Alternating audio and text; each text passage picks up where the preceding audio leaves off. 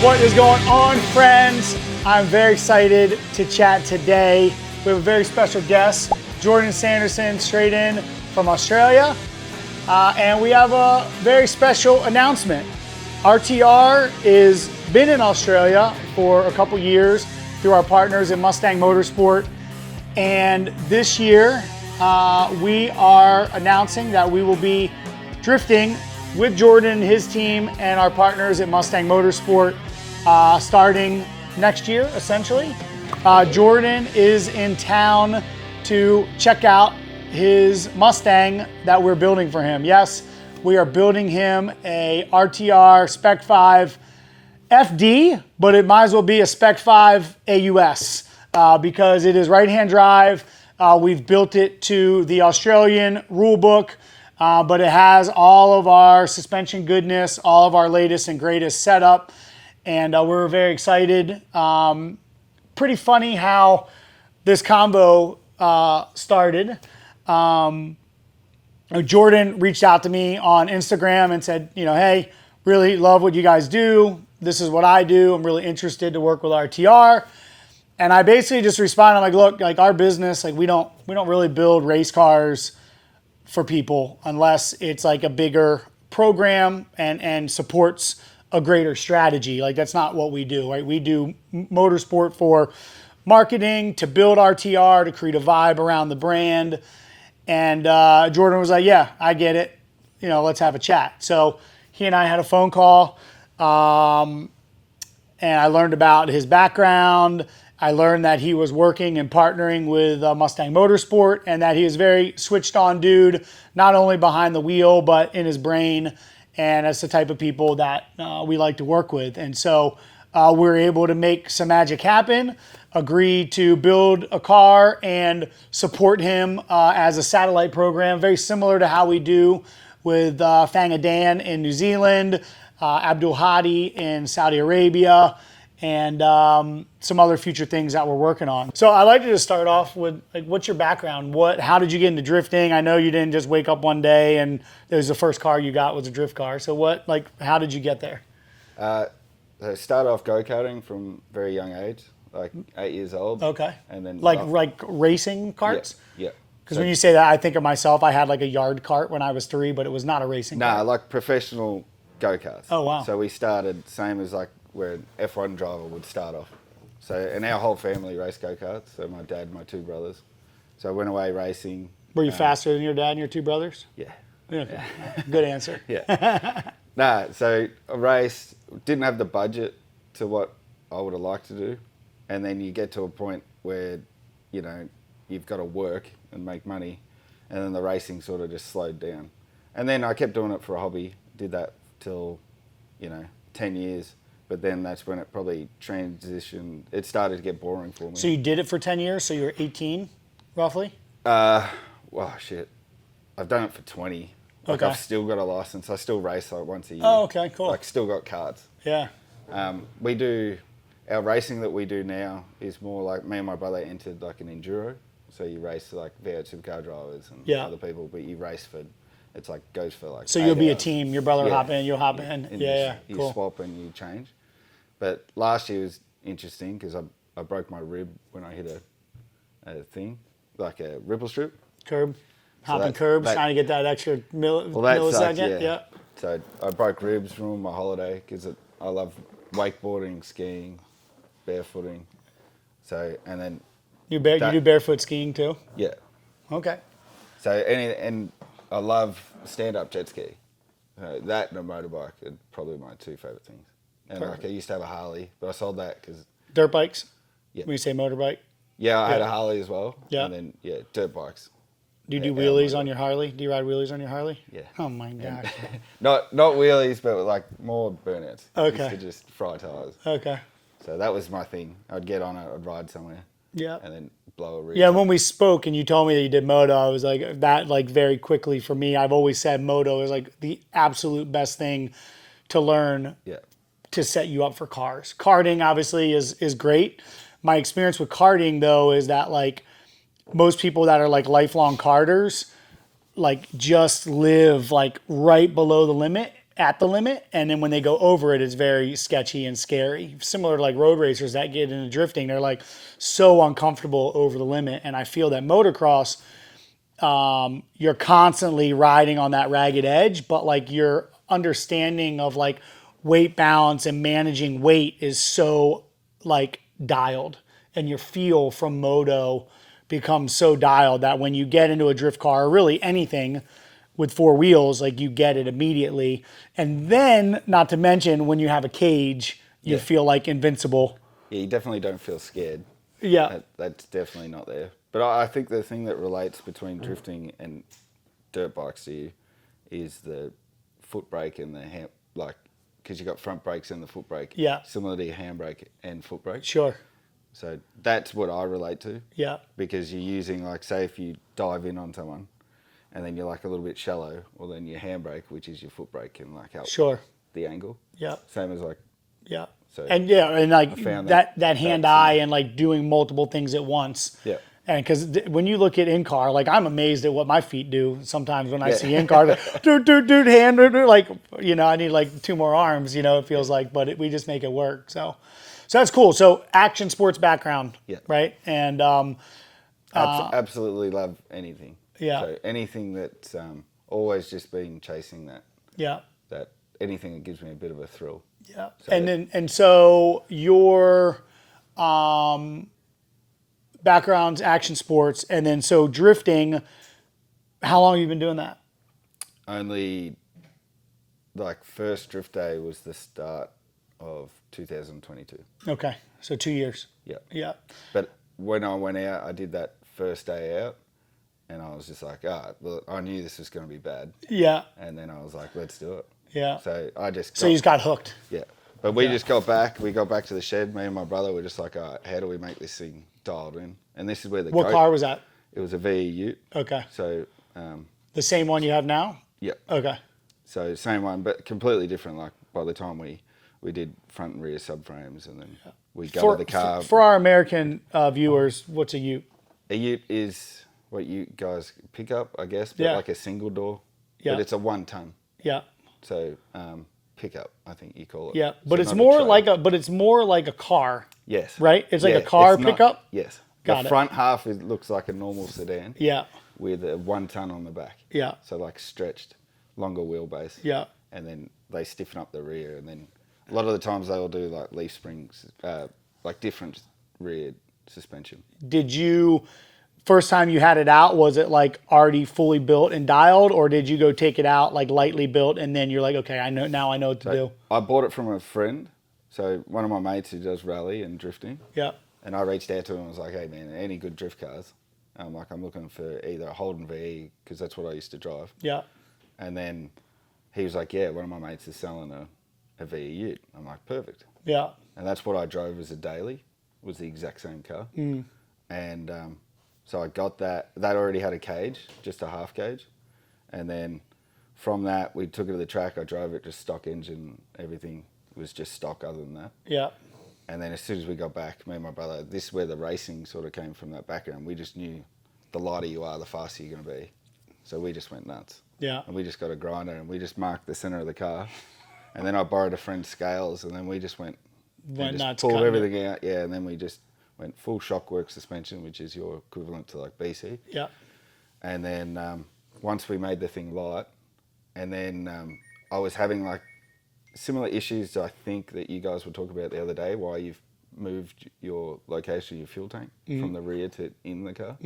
So I had like the inertia of like making it sort of like tank slappy.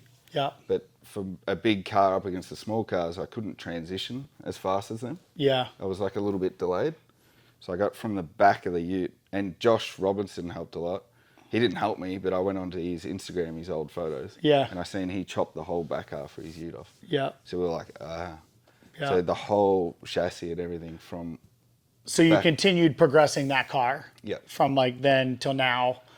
And a lot of people were like, Utes, you can't drift in a Ute competitively. Right. And that sort of, to me, was like, oh, well, give me a challenge. Yeah. And it was never going to be a fast car because it was so heavy, even to as light as You've made it work. Yeah. Yeah. But, and that, to me as well, it just made me stand out because like, who's the guy in a Ute? Yeah. And then that, to me, just helped me get sponsors fast. Yeah. And after just a couple of events, I had people, it was Zeknova Tires reached out and said, you know, it looks like, his comment was like, it looks like a big white fridge.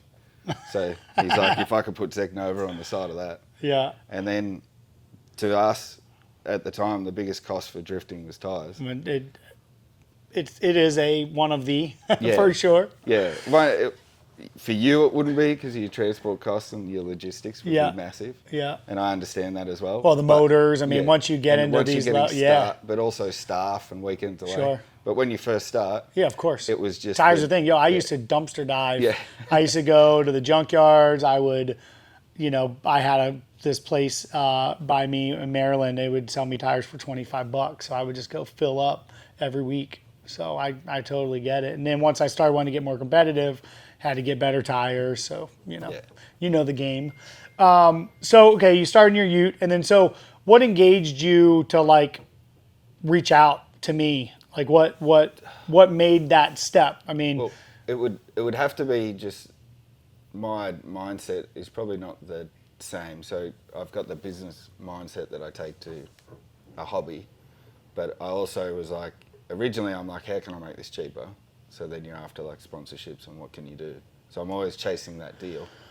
And then talking with my brother as well, I was like, and the Ute was never going to be competitive. And I had a practice Ute and then I had my Ute. And I'm like, I need a chassis that's going to be the next big thing. And for me, watching FD, I love watching FD and I love watching the Mustangs. And I knew we could get that, light and competitive. And that was the car that I was going to transition to. So even prior to talking to you, I was like, okay, well, and my plans were just to reach out to Mustang Motorsport, show them that I'm building the car, and then try and get that relationship going. So I had the 2 Mustang shells. So you already had the shells. You still do. Yeah. So. Good. You got spares now. Yeah.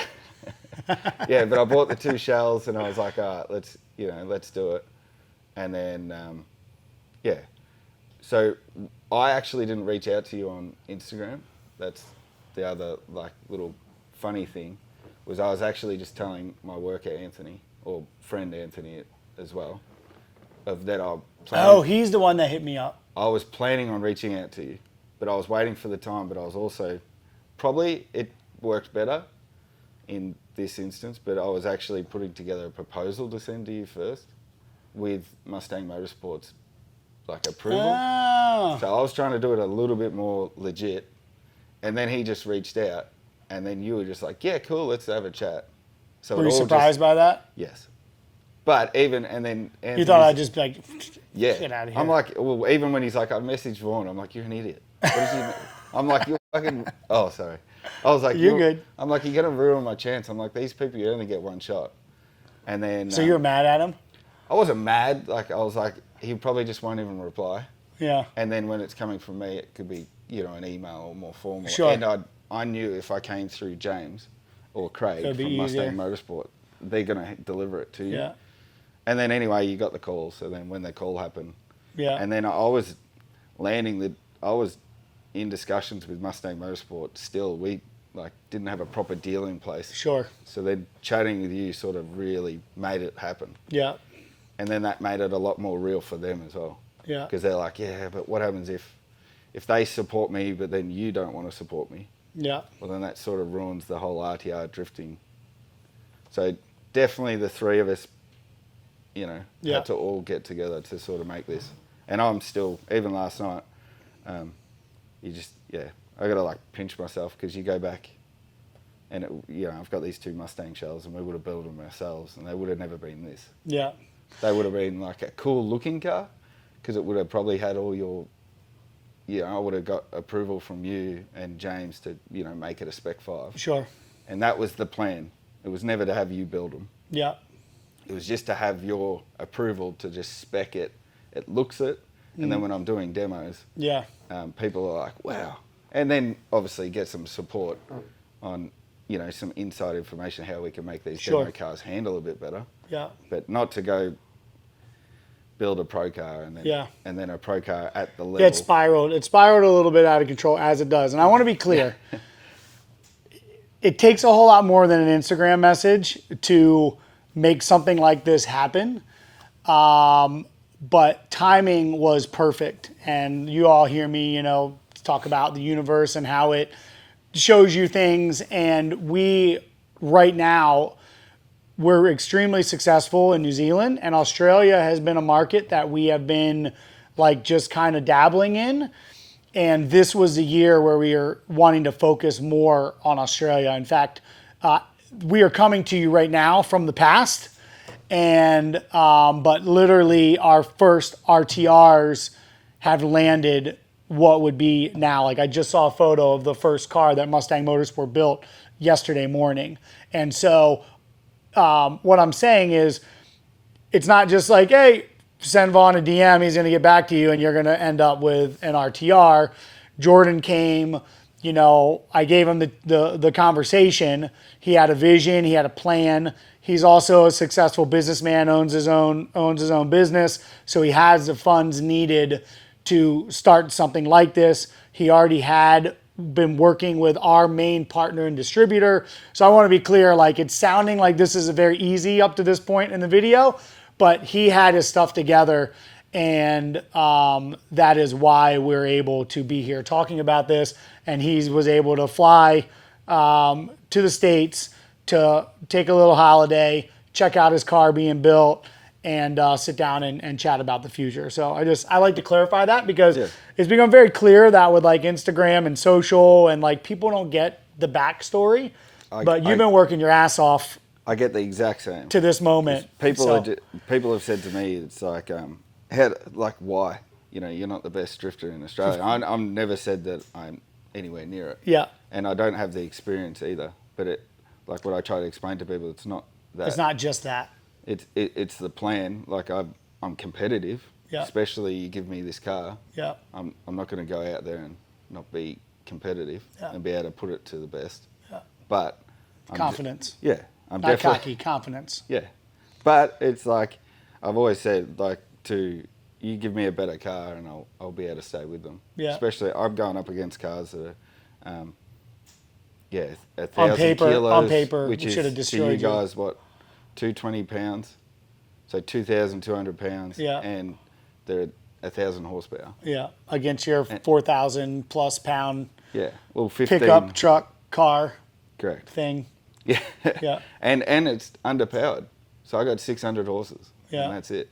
So it's NA. It doesn't have any juice getting sprayed down the mouth of it. That's what we spoke about doing, but I was like, it's not worth it. Yeah. So I just it's worth it, but you got to be on top of it. Yeah. I'm always 8 psi higher in the tires because I can't spin them at 11. Yeah. So it's all those things are against you, but I can still figure it out. Yeah, that's good. Just try and set your car up and have a go. And one of the biggest challenges when you're in the chase, so the lead, I've always been consistent and just lay down a good lead. That'll always help.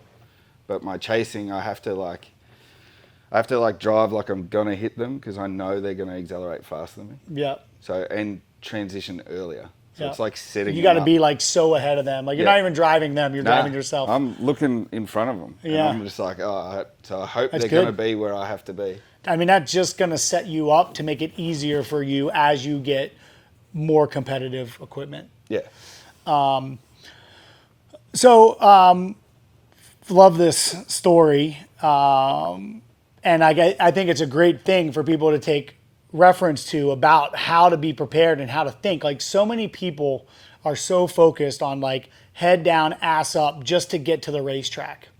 And they don't think about the business and don't think about the realities that it takes to get to motorsport, which is budget, and how you achieve budget, which is creating relationships, offering value to potential partners, and helping them so that they can help you. A lot of people don't think of that. And I always speak there's no such thing as sponsorship in my brain. It's all partnership, because sponsorships are very short-lived. People just give you things and don't get anything for it. That is not going to last. And so I really appreciated your approach and your mindset. And clearly it comes from a man that understands business. And So now you've been here at the lab for a few days. Just curious, like, outside perspective of the shop, the operation, and then we'll chat about the car a bit. Yeah. Like, what was your thought when you first, got here and met the team and like the people you've been working with and chatting with from our combo? Yeah. Well, it's definitely, a higher level drifting to what we're definitely running. So you can see what your FD is compared to ours, and you've obviously got a lot more money in it.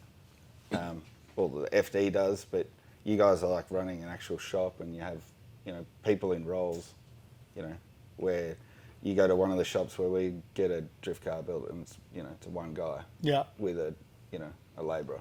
Yeah. So there's no staff. He's doing the admin. He's doing this. But Yeah. you've got a structured. You've got a fully functioning floor. You've obviously got a lot of media team, and Yeah. so you know what you're doing. That was one thing, and then just to us, it's just the quality too. That was the other. I didn't want to shortcut this, and if we were going to do it, we were like, Do it right. yeah, Yeah. and just that was the biggest thing. Was budget was one, but also how can we get around the budget and get this thing built, and just do it once and do it proper. Yeah. And that's really, to me, it's just going to give it that value. Yeah. And also the car, what the car's worth. It's starting with a brand new car, then starting with a bang twisted up car. Yeah. Like most our drift cars, like, you get in the car from the wrecker, it's all beat up. Yeah. And then you're pulling it apart. You're not starting straight from Ford. Sure. With a VIN number. Yeah. Yeah, and he brought some of his team out to kind of check the car out, immerse with our team. They were actually hopped on our welder and started building some spares. They're building like spare taillight brackets and stuff, just so that they had some while they were here to do something, and to allow them. We basically allow them to recreate these things for their own use, and that's kind of the benefit. Like when I say it's a satellite program, we're not running his program, but he has access to our team and our knowledge, and so we'll be advising him on setup, advising him on how to maintain the car, and he has access to use our proprietary information for this program. And for us, it works well because we're able to create the processes that we've created in the States overseas without us having to invest in that infrastructure. And then we can get the growth, the awareness of the brand, the very cool, the vibe around the brand that we're looking for. We look for a certain type of people, certain type of mindset, certain type of presence. And, we felt, Jordan was a great fit, and it's, it's all going in the right direction. And so I'm really pumped to, have you out here to see the lab, and most importantly, check out your new race car. So obviously you've mentioned it's a higher level, but I'm curious, now that, the car, and when you got here, the car was basically bare chassis. Now it's full roller. And so seeing it, and it's all carbon, no logos, all black. Like, what was that moment for you, and what is your perspective of the car build? Definitely when we put the actual rims on it, we lowered it, we got it all at the right height, and then we're looking at it, and then we rolled it out in the sun, and I was like, this is real. Yeah. And that was cool for me. But the other thing too, what I've probably taken the most photos of, not to obviously share, but what I'd just send the people back home, is just all your billet and, the engineering that's obviously gone into how you've come up with getting the suspension or all the components to work. Yeah. But that to me, you've solved all the issues of, what you would have on a Mustang where, you're on throttle and transition and it would start towing out on you. Yeah. This thing looks like you could probably get it to tow in under load. So all that, and to me, just having, I don't have much knowledge on engineering, sure, but I understand suspension and setups. Yeah. So looking at that, going, yeah, we could dial this thing in. Yeah. That's for sure. Yeah, I mean, basically, there is 10 years of development in that chassis effectively and at this moment. You know, and truth be told, you know, a Mustang straight out of the box is very fun. You can drift it. You guys have seen me do it a million times. You've seen Chelsea do it. You've seen Ben, Adam. You know, add a little steering angle, which every single car needs from the factory. But beyond that, they're great fun cars. But at the top level, when you've got to be competing against 2,200 pound, 1,000 horsepower cars, or, you know, much smaller vehicles, you know, you need that adjustability. And so all the billet, the arms, and all the stuff that we've taken full advantage of our rule book, you know, is the result of that mindset and the challenges and just constant progression. So it's really cool that you noticed that. And, you know, a lot of drivers, including myself a number of years ago, to just be like, that's cool, that billet, that looks great. Shiny. Yeah, shiny. Ooh, I like shiny things. So, well, sweet, man. Well, I look forward to getting this car done, getting the container, and then, you know, send it off to you, and you guys will get to see the reveal of it shortly after this video.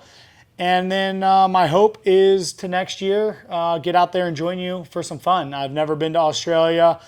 In fact, I told you this, but we had 2 Australian exchange students when I was 12 years old, and that was a lot of fun. And I've always been enamored with Australia, the wildlife, my perspective of like the adventure and the attitudes of Australians. And so I believe that is my perspective is that it's just a very like only live once, let's do crazy things. I mean, you're barefoot water skiing and racing moto, and I'm great friends with Luke Fink, who obviously is another level human as himself. And so I'm excited to get out there and spend some time and check out that culture finally.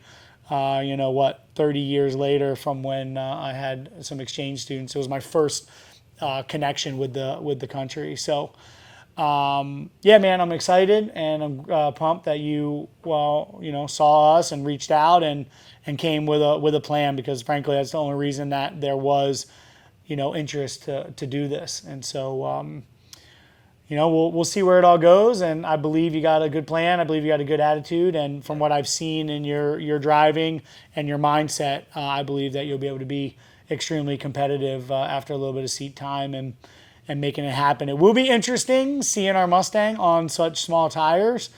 We may end up deciding to cut some more stuff out, but I'm glad we're starting with what we have, and then we can get feedback and evolve, because I also understand that these small tires everybody are running have some serious, let's say, compounds in them to make them move well. So what tire compound do you run in FD? We run DOT tires. So, you know, there's some tire companies that I would say maybe aren't we have a certain tread wear that we have to run. It's a 200 tread wear.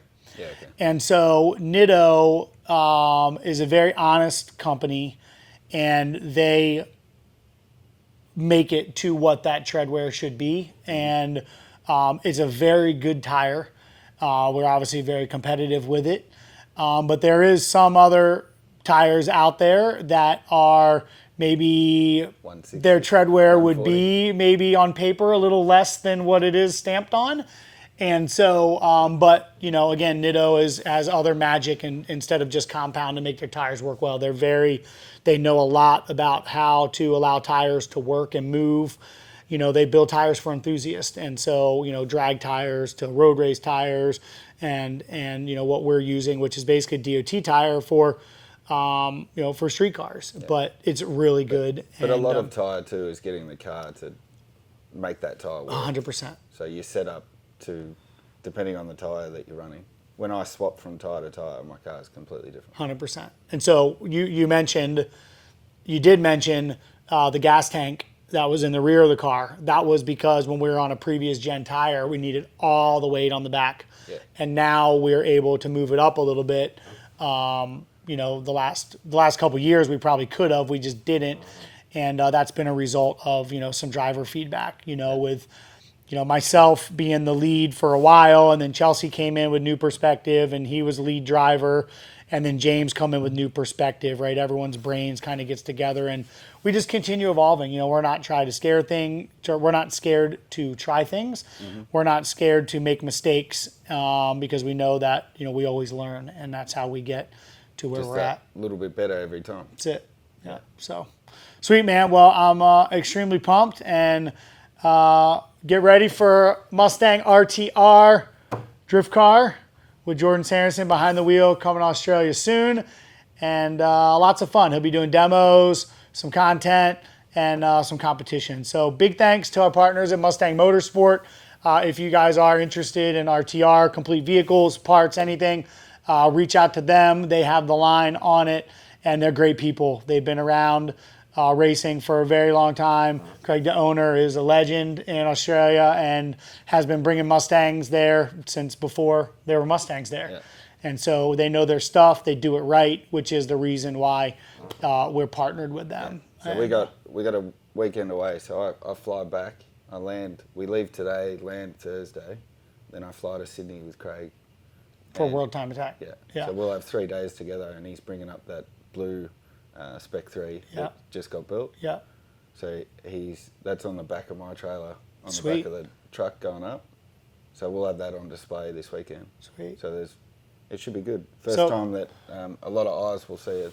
Yeah, so by the time you guys see this, you probably would have already seen Jordan with some RTR fun at World Time Attack. So that would be in a Spec 5 street car that they gutted, they caged, put a front angle kit on, and they're out ripping. So, sweet, man. Well, we'll enjoy the rest of our day, and stay tuned, friends. Australia, we love you. We're coming.